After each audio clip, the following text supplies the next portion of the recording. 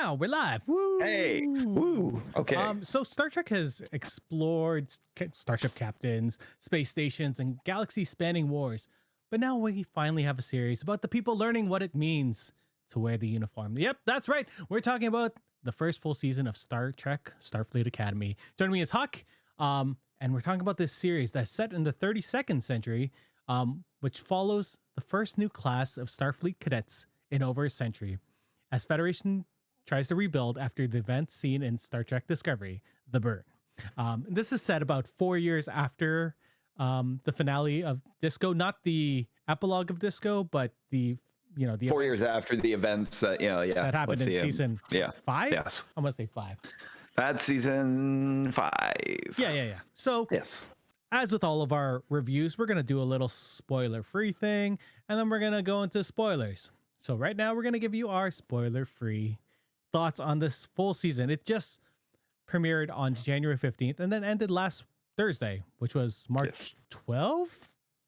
I want to say 12.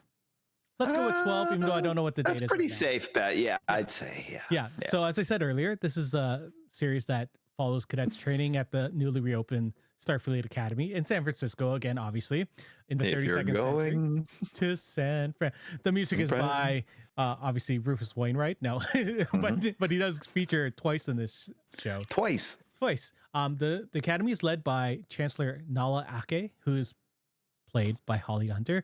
And the season introduces a new series of cadets, including Caleb Meir, Genesis Lythe, Tarima Sadal, Jaden Krog, Darren Ramey, Sam, and I'm gonna put Akram Sadal because I like that character, and they keep I think we need to kind of make him a hashtag because he seemed to be erased from the last few episodes. He's gonna be in this whole episode that we talk about.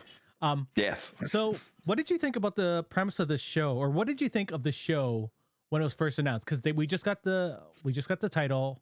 We didn't know anything about it, but what were your initial thoughts of when they announced Starfleet Academy?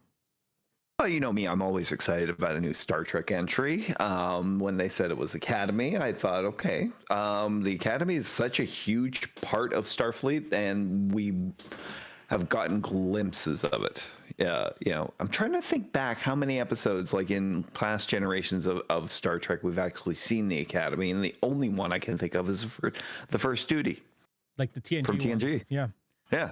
Other than that, I don't think they've really touched that setting very much. Maybe a bit in Enterprise or I don't know, but no, we've never really. Not even in Enterprise. And it is a vital part of it. And it's like, because you always hear backstories about the Academy and what they did back then. Setting it, to establish a Star Trek show, it's kind of high time. So, I was excited when I first heard the news. As I always am. It's true. Like, even I was excited as well because I remember the Starfleet Academy books back in the 90s. I didn't read all of them, but I read a couple of them. I thought they were cool. I really liked Star Trek Prodigy, and that was school in space. I thought it was going to be a different premise, and what I got was even better. Then they announced the production team, which included like Lower Decks writers, which is incredible, right? Tawny, our favorite, was added to the writing crew. So that sort of hyped up my excitement for this, because from what we'd seen of the writers of Lower Decks, they could do the humor, but they also kept it in Star Trek, right? It didn't feel out of place, right? Yeah, I'd say so. It's the medium itself has evolved. It has a lot more room for humor in it nowadays. In every iteration that we've seen in that, humor. Lower Decks definitely helped to show that it can go different, raise it up, right? And make us so much more comfortable with it, because the way they blended Star Trek writing with humor in that show was fantastic in that. But yes, they're the creative team behind this is they have their Discovery people still in that, on the production sides of things. Alex Kurtman's there, Olatunde Osunsami, who's been with the series since probably the first season of Discovery. That's 10 years ago. But more importantly, we got Gaia Violo show running, who's show running a bunch of amazing things like Absentia, in From the Mhm. Cold. Like she's got the chops. So I was excited, and Mhm. people were like, "Oh, it's a teen drama." It There was a bunch of online skepticism, I want to say. Do Mhm. you want to talk about the Starfleet 90210 sort of hubbub that That went was online? always, yeah, that was always a little bit of a fear in that, and it didn't help when some of the promo images in that showed, the cadets, doing the lie down on the grass singing One that. Tree But Hill. One Tree Hill was the exactly. exact same. One Tree Hill promo images. But I feel that is kind of part and parcel with like the sense of humor in that goes along with this kind of thing. It's like it's a teen drama set in Starfleet in the 32nd century and that. The fact that they do that is kind of funny, to choose that as kind of a promo image when really it has not that much to do with a lot of those shows like No. One Tree Hill or that. And yet it does. I'm just going to say it. Yeah. But that is not a bad thing, as Yeah. we found out watching this season. Yeah. Yeah. I actually skipped a bunch of my questions here. I've had all these things that I wanted to pick your brain about. Like, so we have this academy setting. Does it feel like a natural Star Trek premise? Does it feel like the next evolution? Like we'll talk about the 32nd century in a second, though. But yeah. What do you? Does it feel? Yes, absolutely. It feels like a natural setting for this, because it's still Starfleet, and it's like they've still packed it with so much uh, very well done nostalgia references, and that particularly, in the inclusion of the Doctor on the academic team, that's been a big plus for the show. Robert Picardo being able to revive his character in that, Yeah. very naturally too, makes a lot of sense for him to be on that show. Like, yeah. Yeah, but as far as like it's has all the hallmarks in that. It's based in San Francisco, like the legendary like site of Starfleet Academy. We get this wicked new teaching environment as we've seen. No, it feels like it. This is a one show I don't think had a lot of trouble getting on its feet as far as establishing like place and importance of it and that. So far, like it just seemed natural. Okay, yeah. Yeah. So It's yes, natural. Yeah. in answer to your question, it does. It was It absolutely does natural. seem natural to be a Star Yeah. Trek premise. And I know a lot of people were like, well, we think about Starfleet Academy, we think of the books, we think about the TNG era, but Mhm. they decided to take the 32nd century premise instead, the era of disco, the later Mhm. half of disco. Yeah. What do you think of this? Was this a smart move for the show because it's during this rebuilding time of Starfleet? Yeah.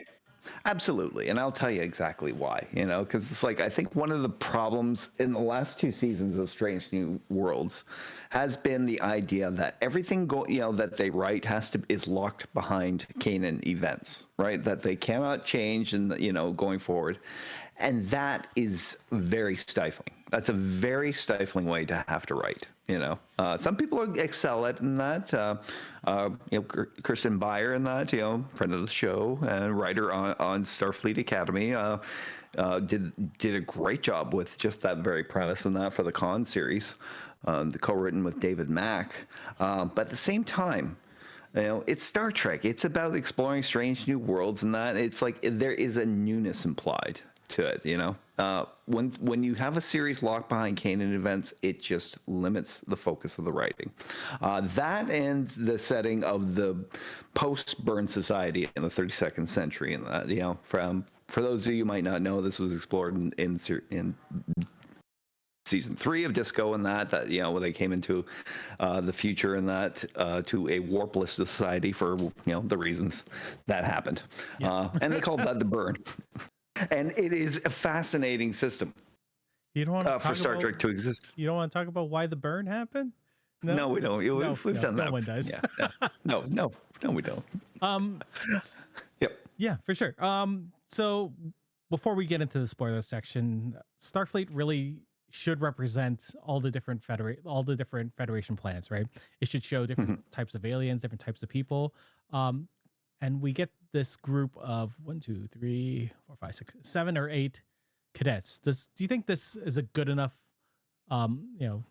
sample group of what the Federation should look like? Because really our cadets should reflect the rebuilding of Starfleet, right? The rebuilding of the Federation. Yes, absolutely. And they've done that to the extent that there was like it's a great sampling. We've got Caleb Muir, that who is he's got his story, and that we'll get into that. But he is kind of a burn kid. He lived in the outskirts of the Federation, outside of all their wonderful protections and everything, and mainly lived as a criminal until he was brought in by Aki into the Academy. Sam is a completely unique individual in that the first photonic to ever attend Starfleet Academy, newly created for the experience by her creators. We've got Genesis Live, who is the traditional military brat, or Starfleet brat, as we'll say in this, but like with her dad as an admiral in that, she's one of those kids who is kind of destined for Starfleet life. Yeah. Well, who knows? We'll see about the greatness later, but definitely destined for Starfleet life. I mean, Tom Paris was also that. And yes, he was. Where he went, and then came back from the Huskow. Yeah. Why would they should have just named him Nick Locarno? I know. Well, let's not. We'll get into that another day. Yeah. We also have a lot of samplings from other. We have Jaden, who is our first kind of view of the Klingons in the 32nd century, and there's a great backstory that goes along with them. Mm-hmm. But yes, Klingons are back, and they're studying molecular biology. Yep. And then we have Darum. Yep, Darum, and that who is kind of like the royal brat. We learn a little bit about his society in that he is Kionian. Yeah. They apparently can change their shape to look human in that, which is aces for the production budget on the show. But yeah. And then the Sidal kids. The Sidal twin, the Beta Zeds are back too. So this was quite a sampling of characters in that to introduce to us. Mm-hmm. Yeah. Yeah. So that's our spoiler free. Wait. Yeah. Did you like the first season? We'll end our spoiler-free section. Would you recommend it for people, or who would you recommend this to? Okay, so basically, I don't know about traditionalist Starfleet, although like a lot of I'm not big on social media. I have been exploring threads for Starfleet Academy on that, and I really have heard nothing but praise for it. But I'm not sure if that's just the medium. Your echo chamber. It might be an echo chamber, yeah, I know, but God. As far as so like Star Trek, unfortunately, has that thing where there is a very pre-installed fan base that just hates everything that's new that's been coming out, and it's they've been consistent about it. Their their hatreds of it. A lot of it, I think, is based on not really understanding Star Trek or even liking new television. So in a way, this show is not for them, but that's an okay thing because it is reaching out. It's trying to find the newer audiences and doing the young adult thing. It's going to bring in more kids. It's going to bring in more young people. It's going to rebuild a fan base, or at least install new parts of a fan base. But as an old school guy, I still enjoyed it. I like the writing. I like the performances. I like the production of it. It's and very much there were a lot of teaching moments in the show, and that is, I think, what in line with kind of the original goal of Star Trek in the first place is always to have certain teaching moments. Subject matters have changed in that they've become very kind of specific to the way young people are growing up in our world and how they are affected by it and how they kind of engage with it, and I think that's a good thing. Mm-hmm. So yeah, I like who would I recommend this to? I'd recommend it to anybody, but I think if you're an older Star Trek person than that, with some kids in that adolescent teen stage in that, show them this show. Mm-hmm. Yeah, for sure. Old school, traditionalists might not like it for sure. But they might I know a lot of people, my parents are old Star Trek fans, and they seem to enjoy parts of this. I think it might be it is skewed a little bit younger, which is fine. Of course, it's absolutely fine.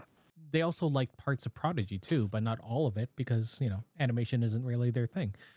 Yeah. For my kids, I have fairly young ones, and I have a little bit one getting into the tween era. So this is getting closer to her age. There is some matter that I'm not sure that she can handle. Like it might be a little too scary for her. There are some parts that might just be a little bit too much for her as a like 11-year-old, as a 10, 11-year-old. That being said, Okay. I think she could handle it, right? There's a Yeah. lot there, I think it's good. I definitely will. I don't know whether I should base it on my childhood. It's like, No, yeah, you don't worry. shouldn't. The 80s is No, way no, no, different. the 80s, yeah, way different. What? I Why? watched I things. watched Aliens when I was 5. I was fine. I'm Yeah, pretty sure I'm I fine. know. I don't know. I watched Freddy at a time. I shouldn't have watched it in that, Yeah. but But, I turned out okay-ish. yeah, exactly. We're just fine. I think it's based on your kid. Like I think my 11-year-old can handle it, but there are some things that I'm just like, you know what? Maybe you might get nightmares from this. She'll be fine if she does Yeah. want to watch it. I know my younger ones. This But might then be a again, little- like she's watched Wednesday, right? Yeah. The series. Yeah. Yeah. which Yeah. which is fine because it's magic. But this seems like just future regular people, right? I don't know. Yeah. So I don't know. It is interesting. I might show it to her. I might skip the parts where Caleb and Yeah. Yeah. They have fun times. Tarima have their fun times at the beginning of that one Mhm. episode. I'm just like, I don't think I can watch that with my kid. That would just be awkward. That being said, Yes, it would try be. it out. Even if you're an old school Star Trek fan, you might like it. I enjoy it. I enjoy the crap out of it. I think it's a fun show. I think my wife might like it too. Like, not a Star Trek person, but she likes the drama-y type stuff. So they She have loved that. this then. Yeah, right. Yeah. All right, we're gonna spoil Exactly. this. We're gonna spoil it. We're spoiling it now. Yeah, let's get into the spoilers now. So the new Sprocket threat. This is basically the main story arc of this season. It revolves around a dangerous new threat called the Venari Ral. It's a pirate organization. And it's an antagonistic force targeting the Federation. The villain is New Sprocket, played by the wonderful Paul Giamatti. And he's our central antagonist. Throughout the course of the season, the Venari Ral and Noose like just keep on hammering at the Federations. Like they distract them, they steal technology, and in the end, like any Star Trek series, they have their world-ending technology show up, right? What did you think of the Venari Ral as a season-long antagonist, especially since we've seen like the Orion show up on The Emerald, the Emerald something chain show up Yeah. in Disco to not the greatest, Yeah.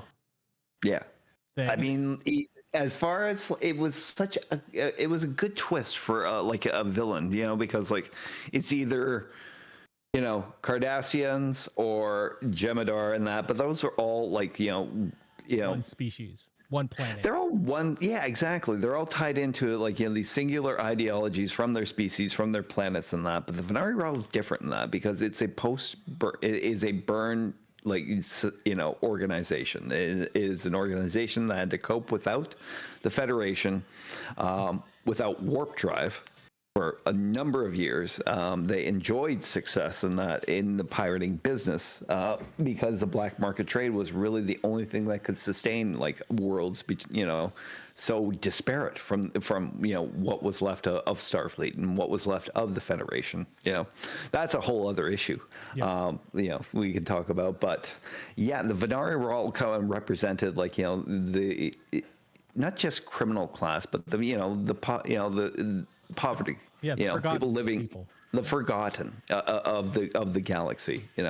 Even during the height of Starfleet and that, there was always like people kind of like on the outskirts of that society. But in this, they're organized, and they have goals, and those goals do not include the reformation of the Federation. In fact, the reformation of the Federation, and that represents like what they consider a threat. It's like you're coming back after all these years, and that we don't need you, we don't want you. I mean, which makes him such a naturalistic kind of enemy, mhm, right? mhm. Yeah, It reminds me of the Maquis in a way, right? It was a group yeah. of organized. They were more freedom fighters, right? More that type of thing. I really wish that they weren't that the Venari Raw wasn't set up as a pirating organization. I wanted them to Mm, just because based on what we learned about Newsbraka and how he was abandoned as a child, or at least his planet was abandoned as a child, and how they felt that the Federation just left them.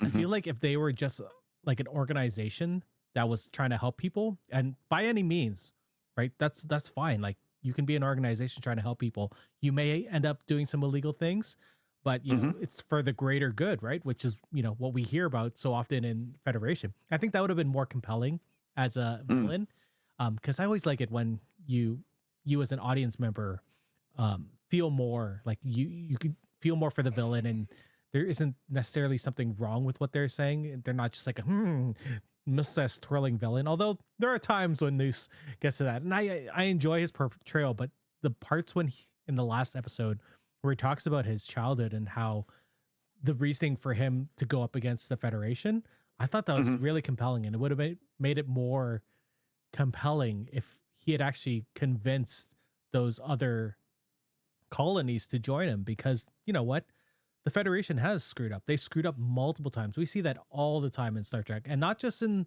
the Kurtzman era, right? We've seen that in TNG. We've seen it in not really, sort of TOS, not really, but we see it from TNG moving forward, right? That the Federation isn't, just totally I don't perfect. know. I think you see it a lot in TOS. Like Do you? they're Yeah, I always guess. I there's guess always a lot of planets that are kind of broken by like that is people and true. that like That's fair.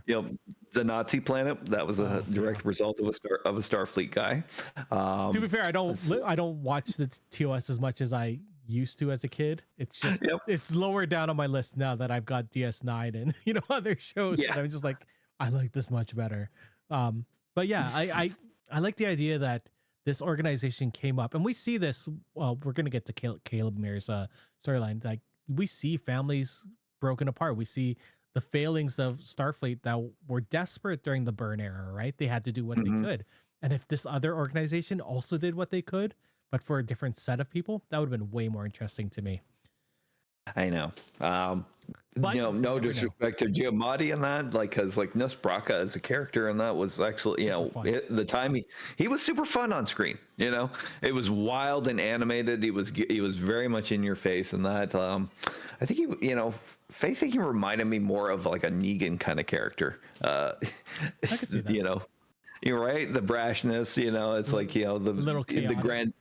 the grandiosity needed to kind of be a figurehead, Yeah. to clans of people who are so disparate, right? It was like he organized a lot of groups that really wouldn't have had anything to do with each other, Yeah. and thus informing the Venari Raw, which really made it compelling, as that there were people actually willing to throw in with his banner, Yeah. you know Yeah. Like especially as we saw in episode 6, which a group he used to his great advantage. I mean, Um, he Neganed a bunch of people in that episode. oh, Oh, he did, didn't he? yeah. I enjoyed him as well. Like I thought he was a great villain, especially when we got more depth out of him. Although he does Hmm. seem to be like a lot of that smarter thing. I wish he would come back. Maybe he'll come back in a further season. We'll talk about that when we get to the end. Sure. Let's move on to the secondary main plot, I think, of this series, or at least the first season, and it's the Caleb Muir story, or as I called, "Where's my mommy?" Because that's basically what it was. Caleb Muir was struggling with his place at the academy, like he was brought in by Ake, Hmm. because he had been separated from his mother during a tense time during the burn when his mother and Newsbraka ended up stealing a ship, killing the pilot. It was a lot of Hmm. crap that happened there. I said crap instead of shit. That seems weird. Um, um, Because you're a dad. and obviously and I have a kid sleeping on the couch. And Yeah. obviously, as Starfleet, they couldn't just let that lie, right? So they ended Yeah. up pulling the kid away from her mom. Her mom going to jail. Caleb escapes and lives on the street, becomes a space Aladdin, like I've been saying for the whole season. Yes. And just um, his mother, Anisha Mir, also ends up missing when she goes into the jailing system. Hmm. It's crazy. Anisha Mir also played wonderfully by Tatiana Maslany. What are your thoughts on Anisha Mir as a character? Was she used too much? Not enough? What did you think? Definitely not enough as a character, because it's like I love Tatiana Maslany. I think she was done real bad in by the audiences. When I'm going to put that out there. I don't care who knows it. I missed it. I missed it. You glitched. What'd you say? Oh, sorry. I said Tatiana Maslany is a great actress. I thought she was done real bad by the internet and like the community in general after She-Hulk and that, which I think was a wonderful show. It is a wonderful show. I thought that as well. Yes. Definitely underused here. Yeah, she was kind of like, it was like that driving force, for Caleb Mears' character, and that was reuniting with his mother in that. It was great seeing her in the final 2 episodes of the season, because she put in a great performance, as a woman is, it's like, she's obviously very, very intelligent, very technically gifted, as we saw. There was definitely a lot more they could have done with that character. I knew nothing about her by the end of this season. I know. We knew that, but it was in the subtleties in which she was played. Her reuniting with Caleb and that, like that was, wonderful emotional scene. The two of them together, quickly interrupted when his new friends from Starfleet showed up, which threw her into a weird, suspicious mode that I thought was going to build the storyline for her a little bit more in the next episode. No, it did not. No. There's only so much you could do in 2 episodes, right? I know, it really is. This is where the failings of 10 episodes lies. Like, we know that there's more backstory, and we could tell that they had more. They just couldn't show it, and they used pretty much all their time on the episodes. Right? Nothing's felt like a lot of filler. There was one filler episode, but Yeah, I think it was episode 7. Yes, we all know about this. How does that work in this order? Yeah. What did you think of Caleb becoming the audience's eyes? Because really, he's the reason why we step into the Starfleet Academy. We get to meet all of these kids and all the teachers. What do you think of him as I guess he is the central character. I don't like saying that, but he is. That's debatable. It's either between him or Nala Ake in that, because like I think the 2 sides of this show are basically like the staff versus the student body. It's like their storylines definitely branch off and intersect through those vantage points and that. But for the audience, yes, he is like our eyes going into this. He is an outsider. He is mistrustful of it. He is there as because he has a particular goal in mind. Ake promised to reunite him with his mother, or at least do her best to find her. So he is that hesitant hero going into this. Yeah, finding like his traumas are not that different from some of the other students in that, even though he likes to think that he's very special. But, he is quite gifted. We see that, like throughout it.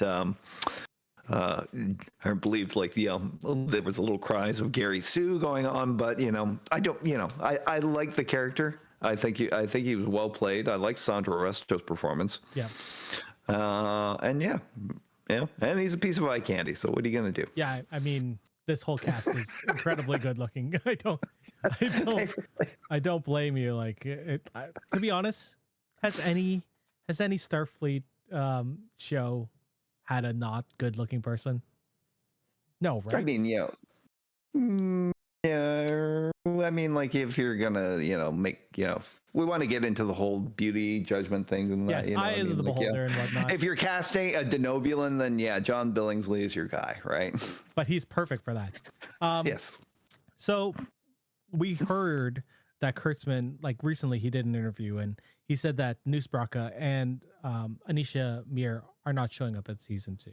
Thoughts on this? Yeah. Are you happy that the family storyline is resolved, I'm not happy with the way they closed it out, because we had a big discussion about this in the finale, and that it was definitely forced. It was definitely got a little too rah in that, as far as like Starfleet, it's like, and saying that, the Venari are just criminals, or, they're, it's like, even though, like, yes, Newt Brocka had this plan that he enacted, stealing a high, very dangerous weapon and mining it along the entirety of the Federation, and that, thus, like, kind of boxing the entire Federation in and keeping the rest of the galaxy for himself. So big villain plot there. But no, we felt like, I think in our discussions, we talked about, like, it just got to be a little too, good versus bad, and that, and that, It's too binary. it was a little too binary in its judgments of him,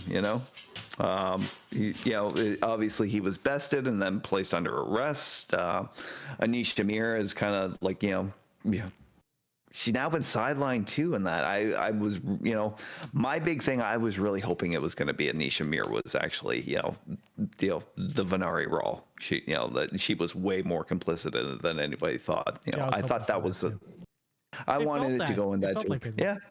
It felt like that for a little bit, Anyways, but no, they got they're both of them kind of deserve more. I know they're not going to be in the second season, but maybe season 3. That's fine, it does leave open the season 2, where they could go with that. Also, I'm hoping for a lot. Yeah, we're hoping for a lot more teaching than that. Because we've only really explored 1 year of these cadets' lives and that. And the focus of the show is, the academic experience that goes into like becoming a Starfleet officer. To be fair, like we live in a Marvel age, right? An MCU age where people are obviously always like, you know what? No, I'm not in this, and they might show up eventually. Even though, they can't say anything at the time. Exactly. We'll find out when it comes out. We live in a world of NDAs and contracts and, blah, blah, blah. Aw. Hey, kiddo.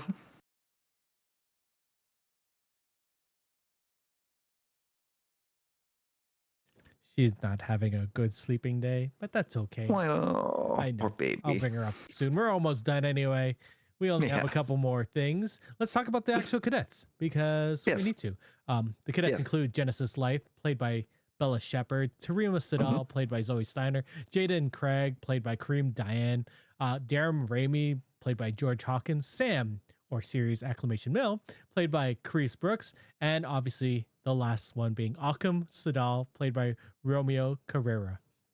And I'm not leaving out Occam like the last 2 episodes did because he's wonderful. I do, like we had mentioned earlier, these characters represent different species and perspectives within the Federation. We see that there's the military kid, like you said. We see the diplomat's children, because there's twins.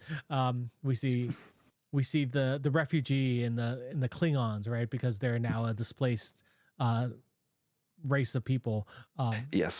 We see we haven't seen Darum's people before, have we? They're new, right? The Kyonians? Yeah, I don't think. No, we've definitely not seen this race before. I don't think. Yeah, maybe in some kind of lore and that. Even though we went to like near their planet for one episode, we still didn't get to see them in their true kind of habitat. I mean, that was really funny.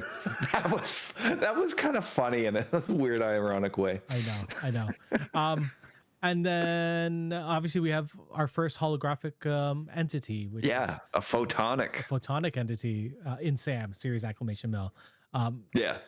What did you think of each cadet and how involved they were in the season? Was the ensemble balanced, and did they share equal time, or were certain people more focused on than not? They definitely, obviously Caleb Muir was the focus. I didn't especially even put him in this list because we had talked about him already. You're right, exactly. He is really obviously as a focus, but let's see. As far as characters, Kareem Diani got a great episode for Jaden and that in episode 4 and that because it took us through his whole story and that we got to see the perspective of the Klingon nomads now.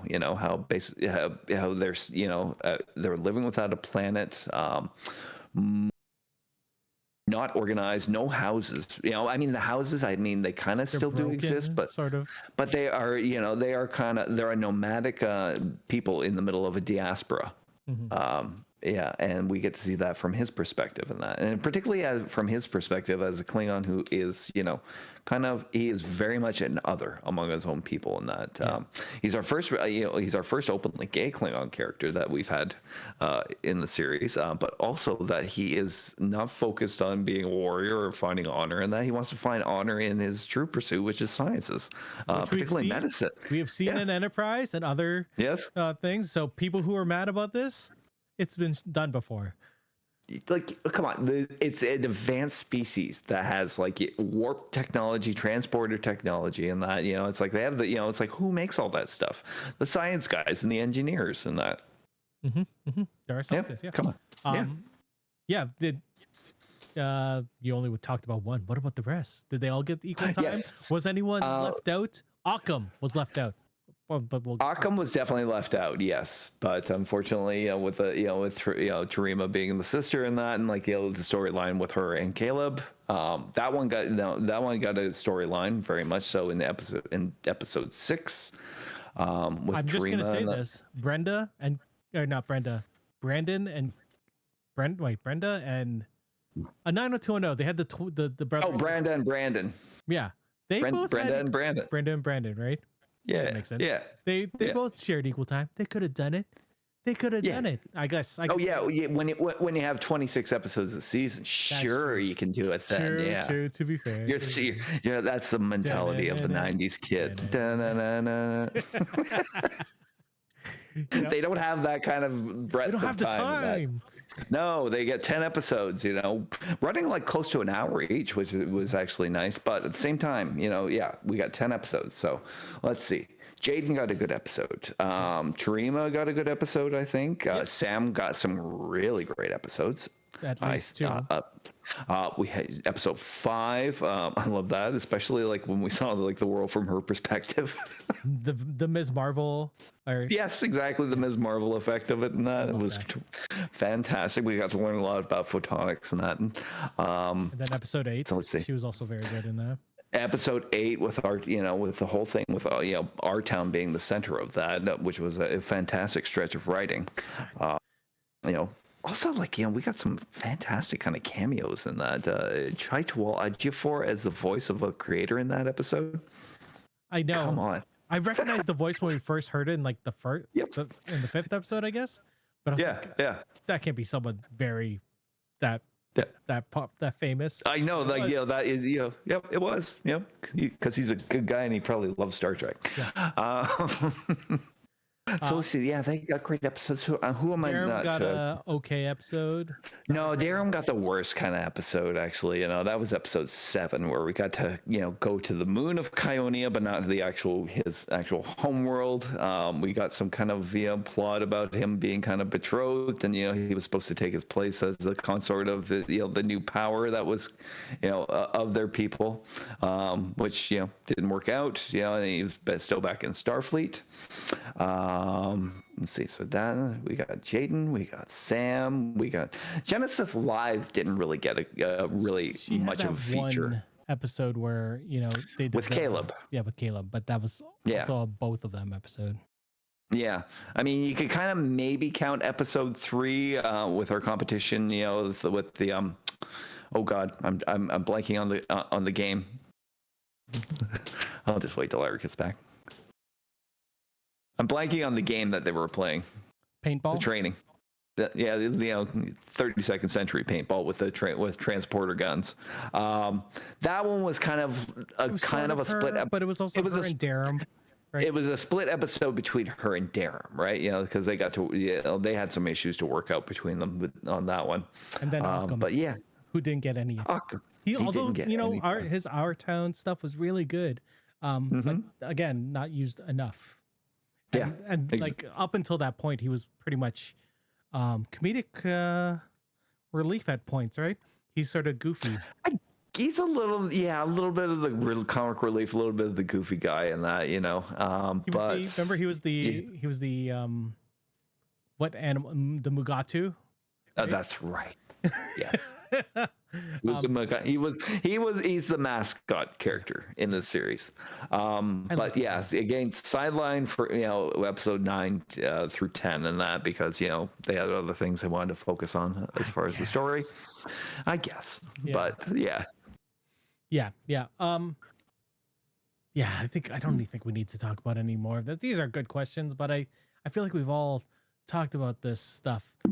Let's move Sure. over to the staff because you can't have Yes. school without the main people. We have Chancellor Nala Ake, played by the Mhm. wonderful Holly Hunter, the newly appointed Yes. Chancellor of Starfleet Academy, who is also connected to the Mir family.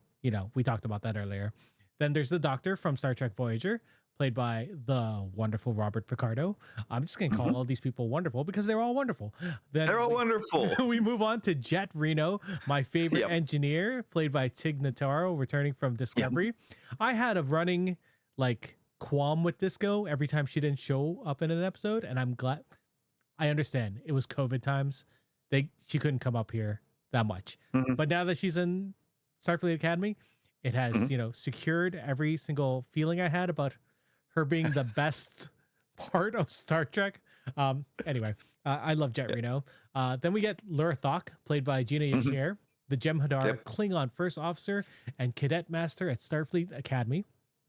Then we move over to Commander Zareen Kelrick, played by Raul Benaja, the Chancellor of the War College, which was something really interesting new. I guess the War College had been brought up during the burn times. Like it wasn't Yes. they were more into defense, right, of their people instead of Yes, that was the this whole whole thing about discovery thing, Earth. which is Starfleet.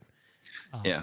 And then, even though this was just a one off, we might see in season 3, we get Lieutenant Sylvia Tilly, a returning Mary Wiseman from Discovery, Yes. who we thought In a was gonna be counselor. who we thought was gonna be in this series way more when this was announced. Not so much. What are your thoughts on each of these characters and their contributions to the season? Well, starting off with Nala Ake, played by the wonderful Holly Hunter, is a great captain. Chancellor, captain, teacher. I mean, these are the kind of roles that she inhabits in that. But she is so kind of offbeat. Everybody has been absolutely fascinated by the way she sits in chairs. Or sometimes doesn't even bother sitting in chairs and that. Sometimes just lying across chairs and that. And I think it's been like it kind of is a wonderful kind of trademark of hers. I want a big chair so I can do that. To be honest, We know she's a lanthanite. Yeah, I know you need to get a big chair for that. We know she's a lanthanite who was kind of the species only kind of introduced in Strange New Worlds with Carol Kane's character. For this one, she is 422 years old. so we she know lived she's before the burn and during the burn, Mhm. which is Yeah. interesting. Yeah, it's crazy. Love her in the lead role. She's been great. It's like that kind of mixture of wisdom, bit of comedy here and there. Gina Shar is probably as Laura Thok has been my favorite. I was a little angry they kind of sidelined her, in the Last later 3 episodes. At least the last 3 episodes, she was very much sidelined in And that. no, 7 to 10. Like she wasn't in the fish episode. She wasn't in Our Town. Right. She wasn't in 9. Barely in Nope. 9 and 10. Yeah. Okay. No, yeah, barely. And I don't think she was in 9. She was barely in 10. But she is so fascinating. Half Klingon, half Jem'Hadar. My father said, "Oh, is it my mother?" How did it go? My father said victory is life, and my mother said today is a good day to die. She plays it with such gusto, from the first episode on, and that my favorite character, hands down, from the series. My second favorite character. Yeah. Sure. Doctor return the Robert Picardo returning as the Doctor. He's just such a natural fit to it. It's like if you love him in Voyager, you're gonna love him in this. We have we have Stephen Colbert's voice ringing out throughout the entire series as the dean of the school, the holographic dean, Mhm. or the AI dean. Or we don't know. Like, is the dean actually there? Or is it AI? Or maybe we'll see him in the next season. We don't know, right? We don't know. I'd love They to see added him that. fairly late into it Yeah. because he was just a voiceover. Yeah, so he doesn't really get any actual interactions. It's mostly just like he says odd things over the PA system like quite a bit. Especially about fleas. And Yeah. you know what? He's going to be a little bit more freer after May this year. Hmm. So maybe Yes, he'll he come is. up here and film some more My Star. God, it's already. Yeah, I can't believe that's coming up already. Christ, this Yeah. year is just dissipating. Ugh. Yep. But anytime to move the clock a little bit forward because of stupidness that's happening in the world, I'm Mm, fine with that. Um, we have Kelrick, the yes. chancellor of the War College. Again, another fantastic new addition. Like, such a little squirmy little guy at the beginning, but then we warm up to him. He warms up to Ake and the rest of the staff, and he becomes one of those more trusted advisors. I like them a lot. Yeah, I'm glad they didn't like kind of stick him in this like a ridiculous kind of Niedermeyer role. Yeah, I thought that as well. Damn that frat. double secret probation. Yeah, exactly. I wish he also got sidelined in the last number of episodes after being, more featured in the middle episodes. So that was sort of upsetting. But they had the kids that had to get more time. I know this is the problem. It's like again, it's such a limiting format. It's like you have all these characters, you have a plethora of characters and stories to explore in that. But what do you choose? With 10 episodes in that, and it's like, yes, you're trying to feature a young cast in that. Really, the cast kind of, the young cast always comes first in this. Because really, this is about their time story. and it is their story. So which is fine. Mm-hmm. It'd be like watching Saved by the Bell and following the teachers. And just following the faculty around all day instead of the actual. We wouldn't want that. I would want that now, but no. No. And what do you think of the return of Tilly as a teacher, as a drama teacher? That was as a drama. Well, actually, kind of not really as a drama teacher in that. I think her role was basically counselor when she came on. She was brought in, and it's like the medium she chose for counseling was the play. Yeah, exactly. The sneaky counselor. But great way of reintroducing plays into Star Trek.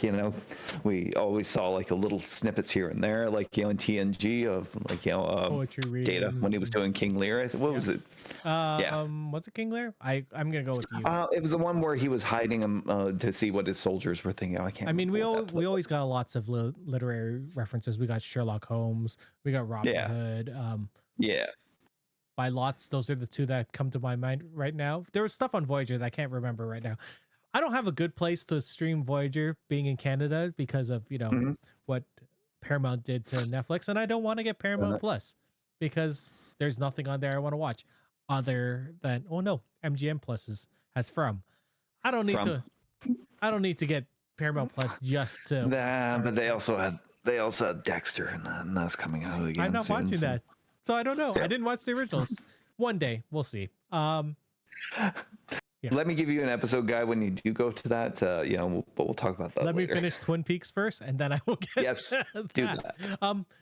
So the idea of mentorship was sort of introduced really early with Ake and Caleb, and then there seemed to be sort of a mentorship between. Well, Sam was trying to find a mentor, having been a photonic being. A fairly new photonic being. Do you think they did this mentorship idea very well in the show? A couple of them got mentors, like Jaden. Sam got a father. Caleb got, Ake. Do you think they're each gonna find a mentor? Do you think they did this idea of mentorship well? I mean, not everyone gets a mentor in university. No. No, not everybody does, and that. But at the same time, I think as a whole, they've shown like how a good, like, an educational staff can be as a support center for students. Mm-hmm. Obviously, exploring like mentorship, in this series, and that would be a little tougher in that because, that requires like some very individualistic storylines and that, in a 10 episode arc, it's, time wise, we just don't have it there, Yeah. It's something that, would kind of work well over a whole for a series and that, but I do think they, kind of nailed the basics of what education should be. Yeah. It's like, it's, probably things should have been, well, sometimes they weren't always safe, but, it was a safe environment for them, or supposedly, to encourage this. And I do think they did a good job of showing that, like, even in the midst of like student rivalries and that, never got like, never got crazy, like in schools, like, usually do. I mean, we had rivalries when we were at Mac, right?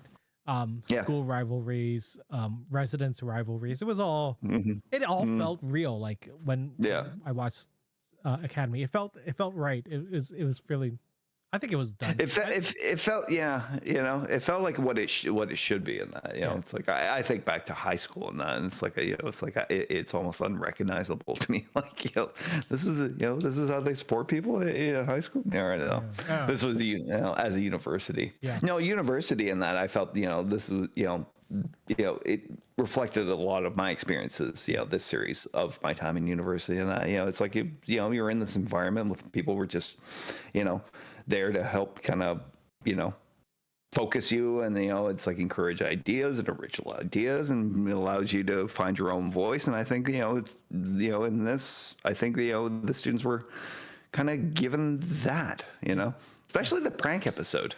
That felt so real. It was ridiculous. I really enjoyed the teacher student dynamic of this show. Like, it felt much like, I know, at least we were in the same program at Mac. We were both in multimedia, and there are times when we would just hang out with our profs. Like, we'd go out for a drink, we'd just chat. Like, I know a lot of people were upset that Caleb and people would just walk into like Ake's office, but that's what all our teachers let us do. Like, we would come in, we would sit down and just chill with them for a bit. At least the younger ones did, and the cooler ones, not some of the uppity ones. But I also had I had music teachers because I was in music as well, and there were times when I'm sure those teachers weren't supposed to be doing things. Wait, that sounds worse than I meant it to be. When we would go out, basically, stuff, right? Yeah, there wasn't a lot of hierarchy or authority in that, as far as our teachers, in university, and that was, exactly. They were just kind of like these working class educators and that, who were just there. It's like, hey, what's up? Is there anything I can help you with? It's like, cool. And they fostered our ideas and our passions. That's sort of what they did. And I think by the end of this season, the kids started to find their groove. Like, they started to find where they were more comfortable in. I know I said this in the finale on Strange New Pod, where Darren was more headed towards being a pilot. Like, he wanted to be a commander, like he wanted to be captain, but he's got that hotshot attitude and stuff. Like, each of them found their own niche, and maybe they keep in that niche, maybe they don't. That's what university is for, right? You find out things you like, maybe you get better and move into a different stream. It felt real. It felt honest, at least. For at least my school experience. Were there any standout episodes for you? Like, if you had to pick one episode, what was the standout episode? And don't pick the one I'm gonna pick. Okay. Episode 6 for me. That was like, a standout, because it was a mixture of like what was supposed to be basically like a learning experience for the kids, and that put them into like a real life situation, and that that Starfleet usually encounters, and that, which is basically like encountering some sort of hostile force. It was a very tense episode. It featured like the best performances by like Paul Giamatti as Nasbraka, who was brought in as basically to help mediate the situation, or at least help the Starfleet fight this enemy, the Furies, which was kind of a terrifying enemy to introduce into this. And a cool callback to an old like was it a comic book or a book character? I can't remember where the Furies are from. I know that that's The Furies are from Greek mythology, and that but Furies these were. ones were from Star Trek before. Like the description and everything is from a book or something. From what I remember reading an Easter egg thing about these like deep cuts on. Interesting. Well, if I can find it, I'll send it to you. Yes, please. I thought was the best episode. Very dark ending. It was good. It felt very Kobayashi Maru, like training exercise gone wrong. We hear about that in the news all the time. This definitely was one. But for kids, which was crazy. Obviously my favorite is The Life of the Stars because of our town. The paralleling of those stories. I think the use of theater as therapy, I think, is really important. There's actually drama therapy that people go to. There's different types of therapy out there for people who don't know. Music therapy, drama therapy, art therapy. There's the regular couch therapy. Find the one that works for you. Drama therapy is a real thing, and you go through feelings and experiences through this art, which I think is really interesting. We had talked about how it's sort of weird that they got tricked into their therapy. It's a TV show. That being said, the fact that they use this amazing play from the early 1900s to talk about how we as a society live through our lives and how other people have lived their lives and how we're all part of this we're part of the circle of life. Let's just Disneyfy this, and how it keeps on spinning, and we live our lives today, and people have lived. But our experiences remain the same, right? Our experiences are ours, but we are all connected through these experiences. It's a wonderful play. It's a wonderful episode. Drama nerds will just like eat this up as I did. I think we don't need to talk about any bad episodes. We all know it's episode 7. It's not even a bad episode. It's just an okay episode.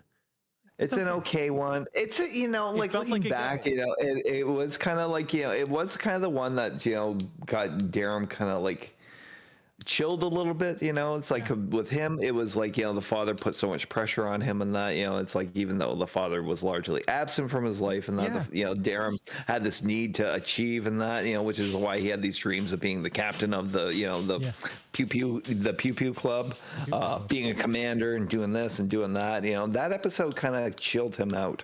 Although it also, because he was so willing to enter into a subordinate role in that just to please that it really kind of shook his core world. When the woman he was supposed to marry said like it's like you're going into this based on a lie, and you need to sort that.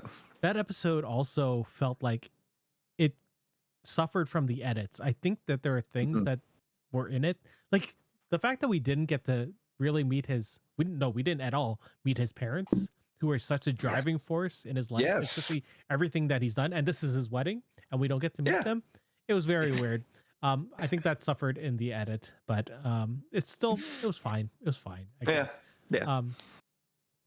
And I wasn't pleased with the finale, so I'm going to put that out there. Was not pleased. It could have been better. It was fine. Could have been better. It wrapped it up, and that's fine. And it does, when you wrap something like this up, and that, especially with the searching for his mom storyline, that could have dragged on for a long time. Maybe it was fine. But we thought of better ideas. Opens up season 2 to new ideas. Yeah, at least they're not going to rehash this season. Yeah, so that's good. This I know there's this being in the 32nd century, a lot of people were thinking, they can't really talk about things that happened in previous series except for Disco, because Disco was set at this era. But there are a lot of surprising Star Trek lore connections. Like, we got a lot of, obviously the Doctor's a main character, so we get some callbacks from Voyager. We did this amazing full episode about Benjamin Sisko. What do you think about these surprising lore connections that they ended up touching upon in this series? Well, I mean, like, some of them were just like such great deep cuts in that, like getting to see one of Rock Talk's kind of creatures in that in the actual live action setting. Mentioning the Prodigy crew to the Doctor in the Oh, first episode. Uh, Episode 5, of course, it was a big one, because it was Sam's focused episode about her trying to discover the truth behind Benjamin Sisko, in the way they wove it into her storyline, how the two had this link in that as both being emissaries of, two different I can't cultures. believe neither of us picked this as like the best episode. This was also I know it this really was was also the the best best episode too. Like this.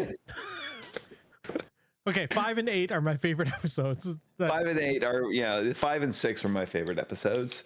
But yeah, I mean, like, to do this and not have it be just one of those kind of like, Pokey, like, hey, look, nostalgia for the sake of nostalgia and that. No, this was actually a really great episode, and like they pulled off a miracle in two aspects. They got Sirach Lofton and that to come back as wonderful. Jake, and they got a voiceover from Avery Brooks. I mean, I'm getting goosebumps just thinking about it. I know. It was just it was a solid episode, and Chris Brooks played the crap out of Sam in that episode and was just so heartfelt and wonderful, just trying to find their place in the world.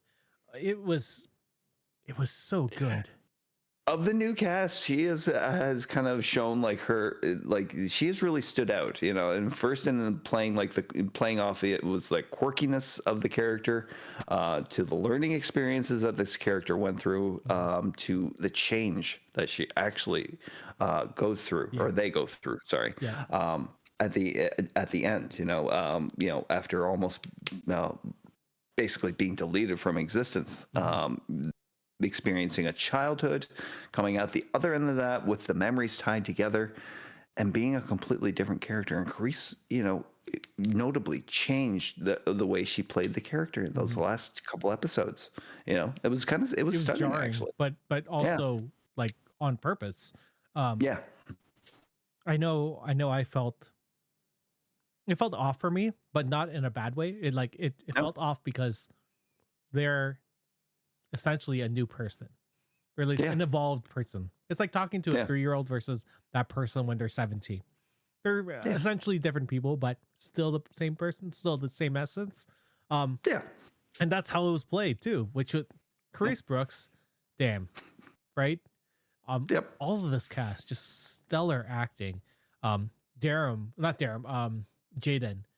the actor who plays Kareem Diane. Doesn't that sound like Diane or Diane? Yeah, we'll have to look up pronunciation, but sorry, I'm Kareem. sorry. Yeah, no worries. I know Team Kareem is his is his social media, so that's all I can think of whenever I see Team Kareem. Like their voice, or his voice is phenomenal. Like how lower it is, and how he gets all of that resonance and that gravitas when he speaks. Wonderful. I know. So I'm trying to think if there's any other callbacks that they did that surprised me. I mean, the Prodigy one was the first big one, and I was like, okay, they're gonna pull some deep stuff, and then the Deep Space Nine episode, and then touching upon the Voyager, the Doctor's daughter during that one. Oh my God, yes. So they went deep into a lot of that lore in that. It's like they're pulling up like an episode of Voyager I had almost completely forgotten until they mentioned it, and then they showed her image. I was like, oh yeah, that was a thing. Yeah. And then I had to try and find that episode on Netflix before it canceled, like it deleted everything. Anyway, I'm gonna stop shitting on Netflix, or am I? I'm not ever gonna not do that. That reminds me of the Oscar joke about the CEO of Netflix who was there. It was like, this is what a theater is like. Do you remember? Did you see that joke on the Oscars? I didn't know. I haven't watched the whole thing yet, but that. Oh my God. And then Conan was joking. He's like, yeah, this is a theater. This is what it's like. And he's like, and then he started mocking him. He's like, why are all these people enjoying this thing together? They should be at home where I can monetize it. It was so good. The Oscars this year were very good. Love Conan. Let's end this off with the future of the series. We know that season 2 was already filmed. It's done.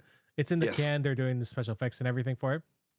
Are there any thoughts what season 2 should explore for you?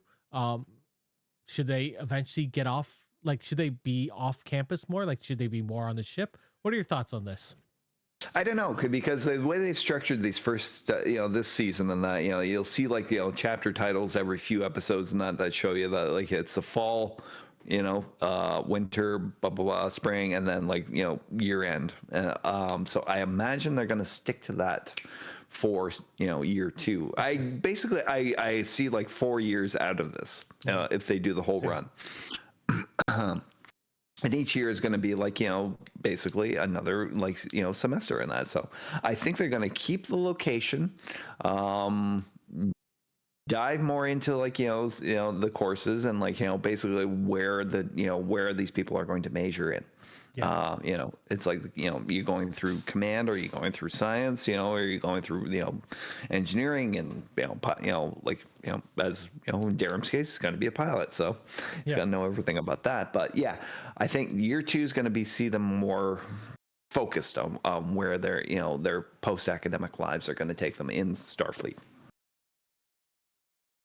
I mean, it makes sense, right? That they go more focused on their chosen paths, and that's also a good way to introduce some more staff. I think we know that this is post disco Burnham, so is she still the captain at this point? We don't really know what happens between Burnham from the end of disco to when she becomes an admiral. We do know that she doesn't die, and we know Book doesn't die. So the Federation. So that was my issue about season 1. I knew that the Federation couldn't go to crap because we knew the epilogue happened, right? So yes. I didn't say that earlier. That's whatever. I do think that this is a good way to introduce some of the disco cast. Like, I would like to see like Detmer be the piloting instructor. I think that would be amazing. Her and Darum going head to head. They're both sort of hot shots. That would be amazing for me. Yep. I love Detmer in general. I don't know. Like, I think all this season we were like, where's disco? And they have to introduce some of it. If they do go more onto the ship, it would be nice for them to, learn a lot of the diplomacy and all of the stuff that you do in more focus. I don't know if that's a season 3 thing though, right? Because I kind of feel like that those kinds of skills are more season 3 in that, and more kind of like, later seasons, like work placement type thing, right? If we're thinking we're mirroring this to real world, work placement happens later in your school years, I guess. So 3rd year, 4th and plus year. Like, I think that's more of a command kind of requirement, as opposed to saying, an engineering requirement is, learning to.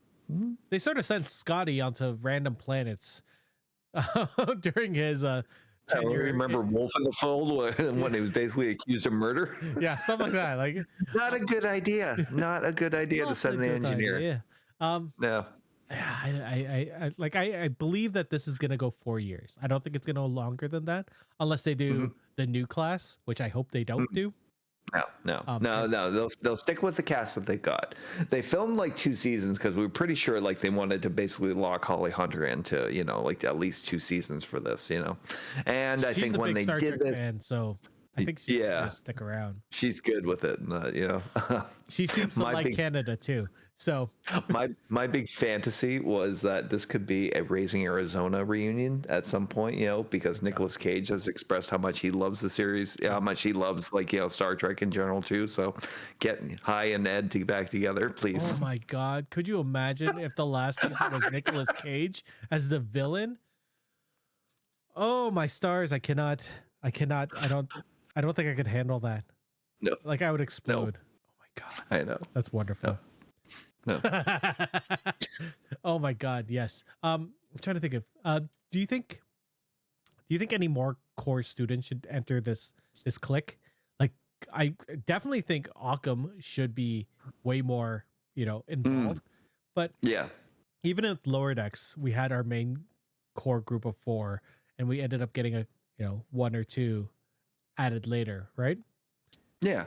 I mean, like, I think the cast of rotating like kind of cast characters and that is definitely going to expand a little bit in the second season. I think we're definitely going to get more people introduced. But we they need more really should people in the core. I know, because like some of them got sidelined in that, because like they have this whole rivalry thing going with the War College. Sometimes I not a didn't even rivalry. mention the Sometimes a heated rivalry. yeah, a sexy rivalry. So yeah, I mean, like got a whole batch of characters they could kind of tap into that have already given us screen time in that, to kind of explore out some more scenarios in season 2. But right now, like kind of like I really want to make sure like some of our favorites from here, like Laura Thought, get more screen time next season. Definitely more storyline for her. Mhm. Yeah. I mean, I just want more Jet Reno. Jet Reno, like, well, they're a package deal now, so she got her due as like I could see her as a captain. Like that last episode with her and the kids, like it was so good, and I just want more Jet Reno in everything. I like that character so much. It's just she makes me happy. Do we want to score this out of 10? I don't really like doing that. I'm just gonna say it's a recommend. It's a recommend for Thumbs me. up. That's what we I do. found the writing was super tight, and I know a lot of yes, Kaya Viola in that was the showrunner, and one of the principal like kind of story architects and writer of certain episodes in that. Kristen Beyer, obviously, friend of a show, and yeah, like the best when it was firing on all cylinders in that. Like these were some really great Star Trek episodes. And I'll say that very confidently as a Star Trek fan. This very much has its place in the canon now. Yeah, and like I think it was wonderful. Like some of the episodes hit hard. Some of my favorite episodes of all Star Trek are now in this series, in this season, which is insane to think about.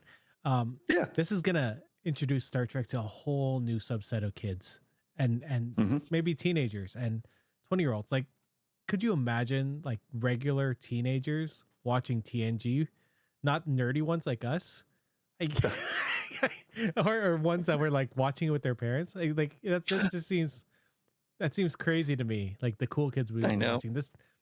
But this has like it sounds like a wonderful dream. My daughter, my eldest daughter, this is why I think she can watch Starfleet Academy. Has been watching like Netflix shows like Exo Kitty and all this other random crap that I don't care about. But like, I think this would be something that might pique her interest and still get the kissy type stuff that she's starting to get into, which kills my brain. Yes. Tweens. Poor parents. Poor parenting. Oh my God, I don't have to think about dating. No, poor parents, not poor parenting. You're doing great as far as that aspect. But your poor psychological state. I gotta be honest. Like this season has way more ups than downs ever for me. I think it's so smart, and I think it like people are so down on this. I hate going on Reddit and reading about Starfleet Academy because just people are pissed off about it, and I'm like, why? No, and it seems to be a very active, like we campaign to like keep promoting that hate, and it's like we saw that like posting and that for that once was it robots something, or I don't know. Bad freaking robot, that one. Maybe giant it is freaking robot. Could be giant freaking robot.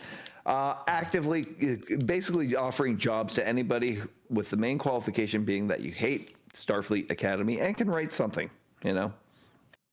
Why is that a qualification for getting a job? I don't know. No one knows. They actively want people to write bad stuff about this show, and it's just gross manipulation of that of a fandom. Then again, yeah. Like I nothing say, new. Like we say to all forms of media and all things, it's a buffet. Just just watch what you like. You can always watch other things. You don't have to. But don't actively get on to social media and purposely write a bad review just for the sake of writing. We're looking at you, Breaking Bad fans. You done fucked up there. Yes, you did. You both did, because you made Star Trek fans angry, And then you guys We had a screwed good both of thing. your perfect 10 episodes. God. Yes. They were good, both of them good episodes. You could have kept They it were that both way. perfect 10s, and that, yes. Anyway. God. Yeah. Any final thoughts? I think we've covered everything. I think we've done a very Bring good Occam job. more on the show. He's wonderful. Yes. That's all I want to say. Occam. More Occam, Lurthok. Jet Reno, Lurthok. Those three need to be more in season 2. And season 3 now that they're writing season 3. I assume they're writing season 3. They got to Nice. get these things under the banner before Paramount explodes or something. I don't know. The world is weird. It's weird, people. It's weird. But that's The okay. world is a vampire. The world is a vampire. And that's all we can do before we get copyright check. Yeah, thanks, Hawk, for coming on and talking about Star Trek. Just our general thoughts on this season. I know we've had a blast watching it. We got to talk about something really, really interesting in a couple of days. Maybe on Monday. I don't know. I would pull up my calendar, but wait, I have a phone right here. I can do it right now. Yeah, let's go with the maybe next Monday. We're gonna do an episode that we've been trying to do for a year. You know, That is. we're gonna talk about Death Stranding too. We haven't talked about it yet. We're gonna review it on Monday. Nice. Okay. Hello, my love. All right, we're gonna go. You gotta go to bed. We will. Good night. We will. Thank you guys for talking about Star Trek. Thank you guys out here for coming and listening to us. We'll see you soon. Goodbye. Bye. Bye. Well, that's it for us this week on Geeks with Kids. If you want to get a hold of us, you can send us an email at podcast@geekswithkids.ca. And don't forget to like us on Facebook at facebook.com/geekswithkids. Follow us on Twitter at geekswithkidscn. Check out our pics on Instagram at geekswithkids. And you can find all of this good stuff on our website at www.geekswithkids.ca. So if you like what you hear, why don't you hit that subscribe button and leave us a comment. This podcast can be found on iTunes, Spotify, Google Play, Stitcher, YouTube, and your favorite podcasting app. Thanks again for listening, and we'll see you next time.